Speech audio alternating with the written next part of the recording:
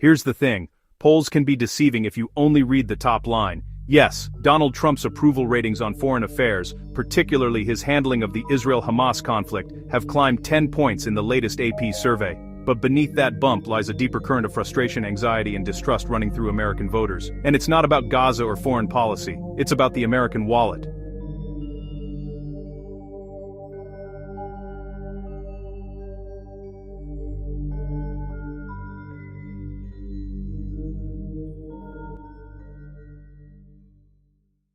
The poll that tells two stories. According to the Associated Press, 47% of Americans approve of how Trump is managing the Israel-Hamas crisis, up from 37% just a month ago. The uptick came after the ceasefire deal was announced, though before any hostages or prisoners were actually released. That might sound like good news for the former president, but zoom out, his overall job approval stands at just 37%, compared to 61% disapproval. Even more telling, 69% of Americans believe the country is heading in the wrong direction. Only 30% say the US is on the right track. Those are the kind of numbers that make political strategists on both sides sweat. The trend lines show Trump improving slightly, now hovering between 40 and 44% approval in aggregated polls. Yet the wrong direction number is a flashing red light, signaling disillusionment that's bigger than one politician or one administration. Affordability, the core of the crisis.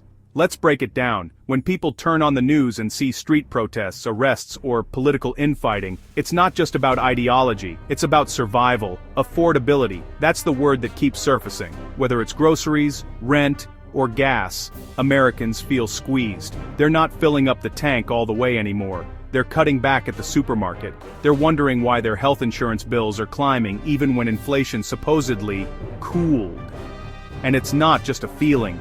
Real wages have barely kept pace with living costs. Home affordability has hit its lowest point in decades. In cities like New York and Los Angeles, even middle-income earners can't keep up with rent spikes. Economists call it cost of living pressure. Voters call it pain. The disconnect between Wall Street and Main Street. One of the panelists put it bluntly, the stock market might be booming, but ordinary Americans aren't. The AI-driven tech surge has inflated stock indexes and corporate profits, but the so-called boom hasn't reached ordinary households. Farmers can't sell their soybeans. Citrus growers can't find enough seasonal workers. Small businesses are buckling under tariffs and rising input costs. Meanwhile, youth unemployment is ticking up, and many recent graduates are struggling to find entry-level jobs. For a generation that grew up being told education guarantees opportunity, that's a bitter irony. The gap between macroeconomic growth and microeconomic reality is fueling what analysts now call the affordability rebellion, a slow-burn anger across class and region that neither party has managed to fix. Rent, healthcare, and the vanishing middle class. Here's what this really means. The American dream is cracking. Housing prices are rising faster than incomes. Healthcare costs are spiraling. Insurance premiums are going up as subsidies from Obamacare extensions phase out. Millions are staring at higher out-of-pocket costs by the end of the year. That's the backdrop to what commentators called the No Kings protest, a symbolic pushback against executive overreach and economic inequality. 7 million Americans reportedly turned out nationwide, from big cities to small towns, demanding affordability, accountability, and institutional restraint. The protests weren't just about Trump. They were about frustration with a system that feels rigged, expensive, and unresponsive. Checks, balances, and the democracy dilemma. There's another layer here, one that engaged voters, especially those tuned into midterms, are paying attention to. The US political system is once again struggling with executive overreach, immigration raids splitting communities, drone strikes justified under vague mandates, and federal agencies operating in legally gray zones. Even voters who prioritize affordability are also worried about institutional decay and threats to democracy. Issues Democrats are trying to reframe as central to their 2026 strategy. In other words, the two major anxieties, economic and democratic, are beginning to overlap. What the numbers are really saying. If you strip away the partisan noise, the polling shows one consistent truth. Americans feel unstable.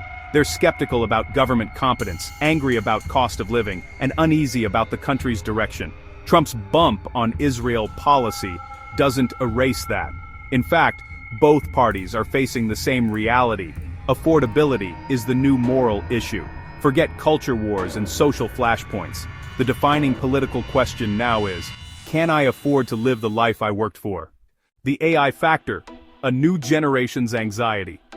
Now let's talk about the wild card, artificial intelligence. Across industries, companies are quietly using AI not just to boost productivity but to slow hiring. CEOs admitted openly, they're not firing workers yet, but they're letting jobs vanish through attrition. When someone quits, that role disappears. This is creating what one analyst called a generational debt. Young Americans with degrees, loans, and no clear career path. It's an economic time bomb. Because for decades, the social contract was simple. Study hard, graduate, get a job, build a life. Now that formula is breaking down, and neither Republicans nor Democrats have a coherent fix. AI isn't just a tech issue anymore, it's a labor market disruptor with political consequences. And unless leaders confront it directly, it'll become the next affordability crisis, one defined by opportunity rather than prices.